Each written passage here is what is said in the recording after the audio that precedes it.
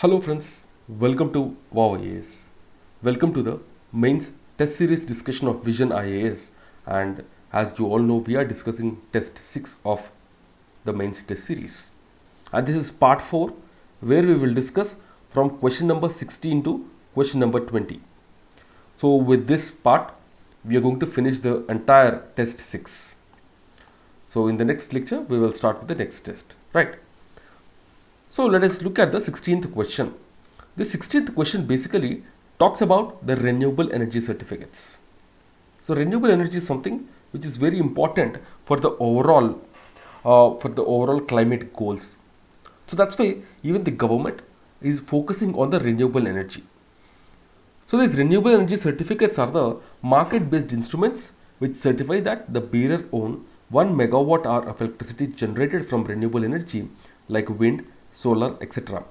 The renewable energy certificates, they are traded in the power exchange with the forbearance price and the floor price determined by the Central Electricity Regulatory Commission from time to time. So generally every sector they will have to comply with the regulations and they will have to purchase certain amount of renewable energy. But if there is a shortfall, then they will go and purchase these renewable energy certificates in order to meet the targets. There are two categories of the renewable energy certificates in India. The first is the solar renewable energy certificate. So the solar renewable energy certificates, if you see, they are issued to the eligible entities for the generation of electricity based on solar power as a renewable energy source. And second one is non-solar REC, that is the renewable energy certificates. So these non-solar renewable energy certificates, they are issued to the entities for generation of electricity based on renewable sources other than solar power. That means one is based on solar, other is based on non-solar. Because when India became part of this International Solar Alliance and all, India has actually pushed for the usage or tapping of the solar energy. So during that time, a lot of schemes were brought in and a lot of initiatives and a lot of targets were also given to the industries. So here we have to know one more thing, that is the Panchamrit targets. See, whenever we write any answer with regard to the environment, this Panchamrit target is something which we have to write at any cost. The Panchamrit targets, if you see, they are 500 gigawatt of non-fossil fuel requirement, 50% of the renewable and 50% of the energy should be coming from renewable, and both of these things have to happen by 2030. The next is 1 billion ton of carbon capture, or you can say 1 billion ton of carbon has to be reduced by 2030. 45% of the carbon intensity reduction by 2030 compared to the 2005 levels, and net zero emission by 2070. So these are the Panchamrit targets. So the government in the COP26 has announced these Panchamrit targets which we have to achieve. Now, what is the significance of these RECs in India? So these RECs have great significance because first is they do not need a transmission of electricity, the revenue of sales, improvement, viability, standalone systems. So what does this mean is, generally why we see these renewable energy as loss making is because the renewable energy production sources, they are far off from the requirement or from the areas which require the electricity. Let's take for example the windmills. Okay, so the windmills, so there are offshore windmills as well, they are far off. So because of this, what is happening is that they are not able to sell the electricity at the competitive price. So now when these kind of certificates come in, then the entire ecosystem will become a viability of standalone system. And separating the RECs from electrical energy, it allows cost effective renewable energy to participate in the power exchange in a competitive manner. So because of this, the competition increases, because when the power producers they come to this exchange, they have to be very competitive. Next, addressing mismatch between availability of renewable energy resources in the state and requirement of obligated entities to meet the RPO. That means, as I said, there is a certain requirement which has to be met by the industries. But the issue is that this industry might not be located near to the power producer, renewable energy power producer. So now what this industry can do, they can go to the exchange and what they will do is they will purchase the renewable energy certificates. This is what will happen. Okay, and also the RECs, They not only promote they not only promote the electricity generation in such regions, but also provide the scope to earn revenue. That means they can also make these the RECs can also make these projects very profitable. The REC market provides appropriate opportunities for the development of the renewable energy based electricity and attract investment in this regard. The tradability of RECs allow participation by NGOs, development agencies, as well as corporate sector, as they may purchase the RECs as part of their corporate social responsibility. This is the whole thing. Okay. Now let's go to the next question.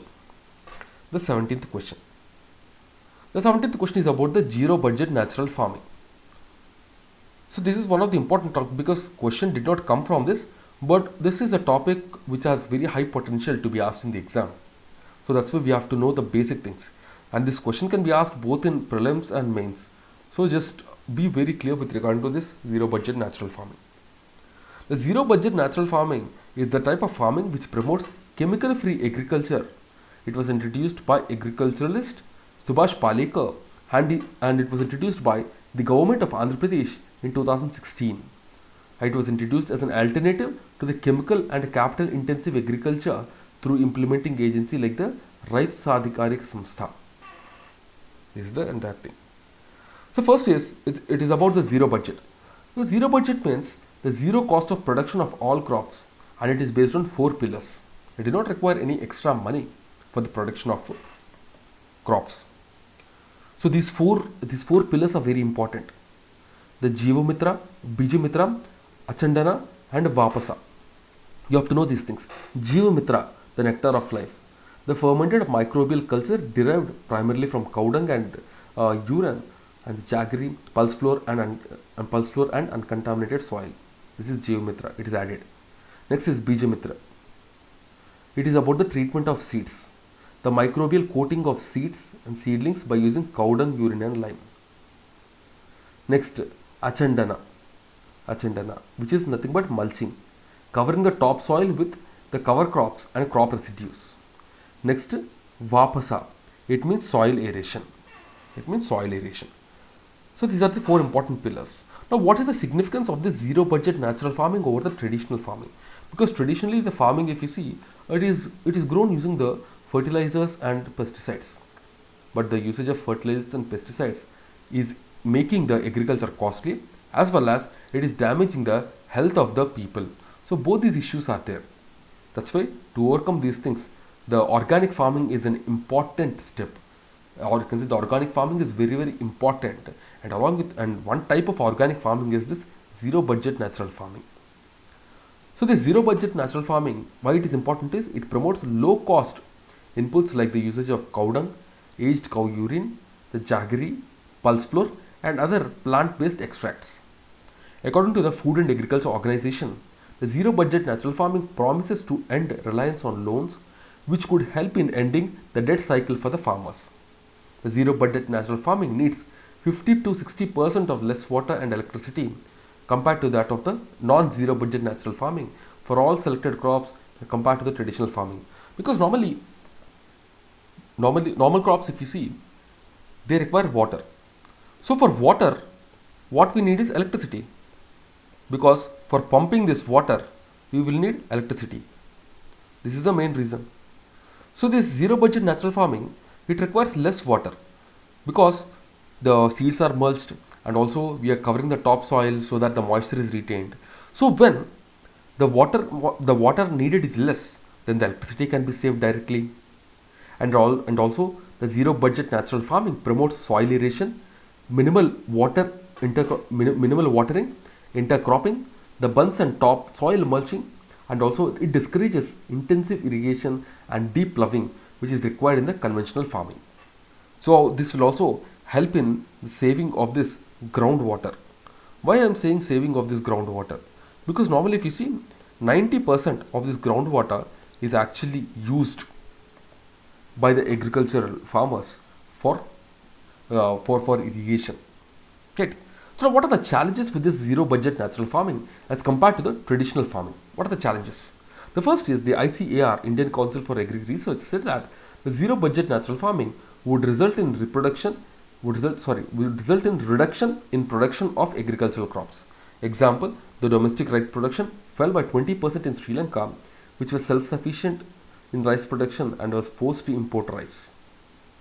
And also, this step or the step to turn the entire agriculture organic has in fact caused a lot of economic troubles because the overall production has reduced in Sri Lanka, and also the overall cost of production also increased, though that cost is with regard to organic farming and not the zero budget natural farming. So that is there. So this actually in fact impacted Sri Lanka a lot. So if this is implemented in a wholesome way, then this can also impact India, because India, though currently it is self-sufficient, but still we have very large goals. And also the non-zero budget is absolute, and because this includes the wages of hired labor, imputed value of family labor, imputed rent over the owned land, the cost of maintaining cows, the paid out costs on electricity and pumps, etc. So it's not net zero. In fact, the zero budget doesn't mean net zero in absolute, because it also involves a lot of other costs. In Andhra Pradesh, the farmlands have intensive chemical farming, so the soil quality is poor and do not respond quickly to the zero budget natural farming, and this was clearly observed because the soil quality has degraded a lot. Also, in crops like paddy, the standing water inhibits the soil microbial population and it impacts the yield after farmers switch to the zero budget natural farming.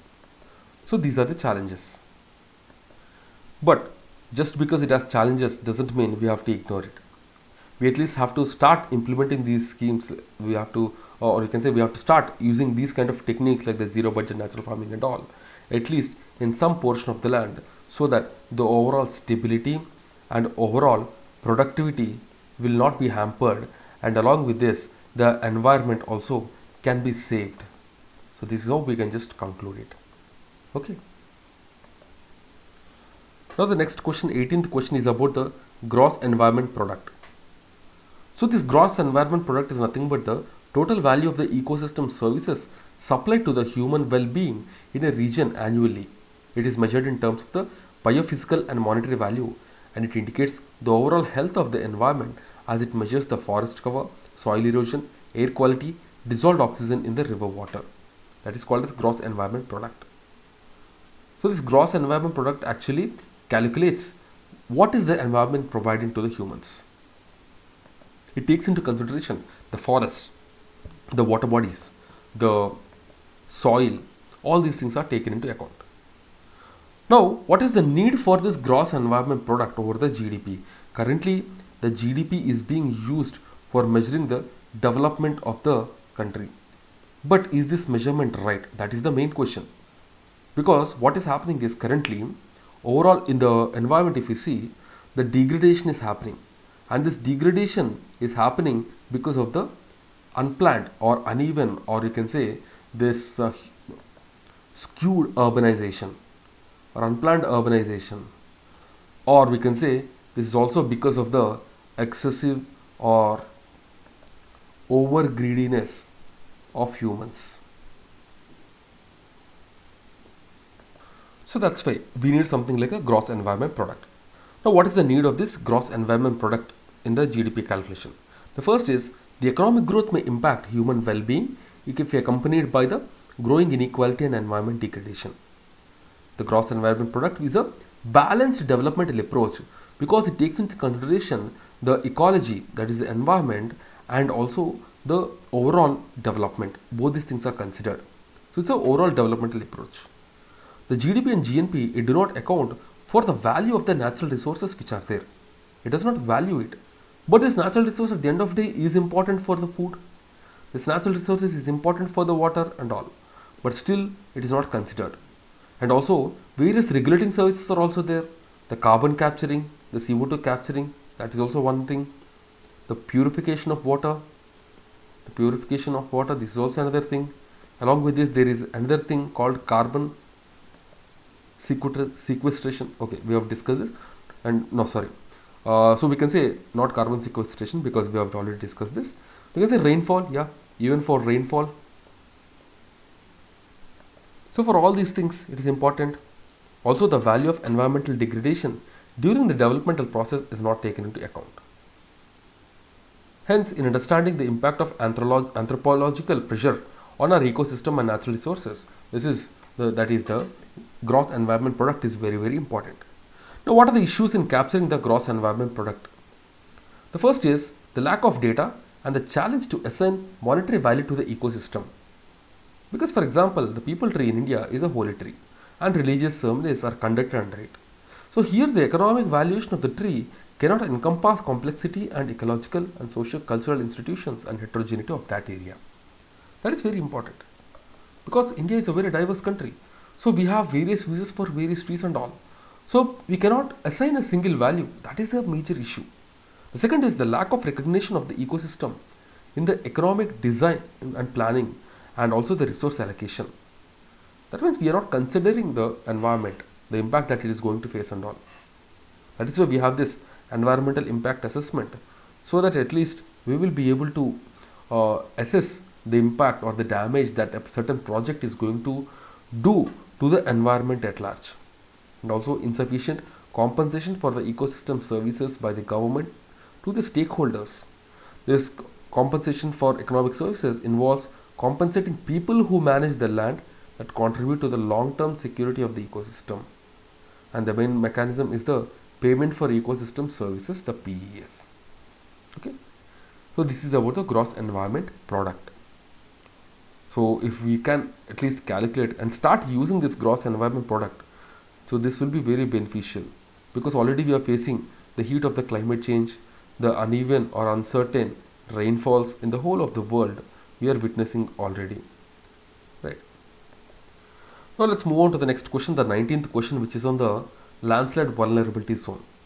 See guys, this year landslides will be very, very important. Landslides, because we are seeing a lot of these kind of landslides in Uttarakhand and all. And also in Uttarakhand, we are now witnessing this, the collapsing of land, and also we have to be very clear with these kind of things, because they are in news as well. So landslide, if you see, it is any downslope movement of soil and rock under the direct influence of the gravity. That is called as the landslide. Now landslide, if you see, landslide, if you see, it is caused by both man-made as well as environmental reasons. So the reasons can be, the causes of landslide can be both man-made as well as environment. The man-made causes are, for example, mining, for example, the deforestation and all. And the environmental or natural causes, if you see, because of the natural environment, the earthquake, that is one of the main reason for the landslides. And next is the rainfall. This is also another thing. Because of heavy rainfalls, we will see these kind of landslides. So these are the two main reasons, the man-made as well as natural reasons. Now the landslide vulnerability zone in India, if you see, the first is very high vulnerable zone. Here it talks about the highly unstable highly unstable region, like the young mountainous areas in the Himalayas and Andaman, the high rainfall regions with steep slopes in Western Ghats and Nilgiris, the northeastern regions, plus the areas that experience ground shaking due to earthquakes and areas of intense human activities, construction of roads, dams, etc. The high vulnerable zone. So all Himalaya and northeastern states except the plains of Assam are in this highly vulnerable zone. Next is moderate to low. So here they receive less precipitation, like the trans-Himalayan areas of Ladakh, Spiti and all. Also even the eastern Ghats, they can also be considered part of this, even some parts of western Ghats as well. Other areas, if you see, Rajasthan, Haryana, UP, Bihar, West Bengal, except Darjeeling, even Assam and coastal regions, they are pretty much safe, because most of it are plains, and even though if they have some hills, they are very stable. Now what are the measures that can be taken to mitigate the effect of the landslides? What measures can be taken? First is the need for area specific measurement, that is restriction on the construction and other developmental activities like building of roads, dams in highly vulnerable zones, and it should be strictly enforced. This is one of the major reasons, or this is one of the major steps we can say. The next is the horizontal drain to dewater landslide areas, and this will reduce the pressure on the soil, and the holes are drilled into cut slope or embankments. This is the second thing. And the next is that as deforestation is one of the main reasons for the landslides, so promoting afforestation and construction of the bunds. Next is the reaction blocks, which are anchored to the slopes or retaining walls to stabilize them, and the blocks are placed in the row pattern across the slope of the wall, limiting agriculture to valleys and areas with moderate slopes and controlled development of large settlements in highly vulnerable zones. Terrace farming in the northeast hills where zooming is prevalent. So all these steps can be taken in order to mitigate the effect of the landslides. And like this we can fight the landslides in fact. Right. Now let's look at the last question, that is about this marine protected areas. The marine protected areas impasse. So according to IUCN, the area of intertidal and subterranean and the subtidal terrain with overlying water and associated flora, fauna, and historical and cultural features reserved and protected by the law. This is called as the marine protected area. There are 24 marine protected areas in peninsular India and 100 plus marine protected areas in the country's islands. The Gulf of Kutch Marine National Park, the Gulf of Mannar National Park, Sundarbans National Park, and Mahatma Gandhi Marine National Park are some of the important marine parks, marine protected areas in India. Now, what is the significance of these marine protected areas? They are very important because the marine protected areas will protect the habitat of various species. For example, the nesting sites of olive ridley turtle in Odisha's Ganjam district. Next, these marine protected areas will help the authorities to deal with the invasive species. They are key to arresting and reversal the global and local decline in the fish population and productivity by protecting the critical breeding and feeding habits. Because if this is not done, then there will be extensive fishing, and then the population will get reduced. The population of these animals will get reduced. Next, restricting human activities.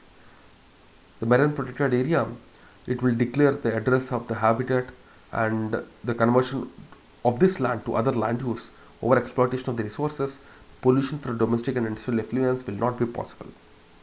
Also, the aid in income generation through marine tourism, and also it broadened the local economic options. So these are the various significances or various important things. Now, what are the challenges associated with these marine protected areas in India? The first is difference of opinion on the factors considering in declaring an area as a marine protected area, like the size of the area, habitat heterogeneity, etc. Because we are doing things on ad hoc basis. The lack of adequate financial resources to maintain and manage such areas in long run, and this is due to the lack of synchronization between the social conditions and conservation efforts led by the MPA. Due to socio-economic dependency on the coastal areas, it is difficult to extend the MPA, that is the Marine Protected Area Network, as national parks or sanctuaries, and also the lack of data on the status of marine species in India. These are the various issues or challenges. Now, what can be the way forward? The way forward is, the first is the inter-department coordination. This is very important. This will ensure that the conservation of threatened marine species will be done, and the welfare of the coastal community is also maintained. And also, next is the documentation and updation of the database of info obtained through research on threatened marine species is required. The development of human resource to manage MPAs of India will be done. This can ensure more jobs. It will secure and strengthen the community participation as well, because they are the first responders as well as they are the most important protectors, most important part of the ecosystem, we can say. Such efforts will also help in achieving the Aichi biodiversity targets, especially target number 11 and the Convention on Biological Diversity target of 30 into 30. Right. So by this way we can protect the marine areas. We can ensure that the fish population is not reduced, and also the development that happens will be in a sustainable manner. So these are the things about this marine protected areas. Okay, so that's it guys from my side. I'll meet you again tomorrow with the next set of questions. Till then, keep studying and stay tuned. And as you all know, Daily we will provide these videos with regarding to the Vision Mains Test Series Summary and Vision Prelims Test Series Summary. So do check these videos. If you have any query, get back to us. But the most important thing is, do like the video, share this video with your friends, and comment your thoughts in the comment box. This will give us extra boost to create more good content. Okay, so that's it guys from my side. We'll again meet in the next session. Till then, keep studying and stay tuned. Jai Hind.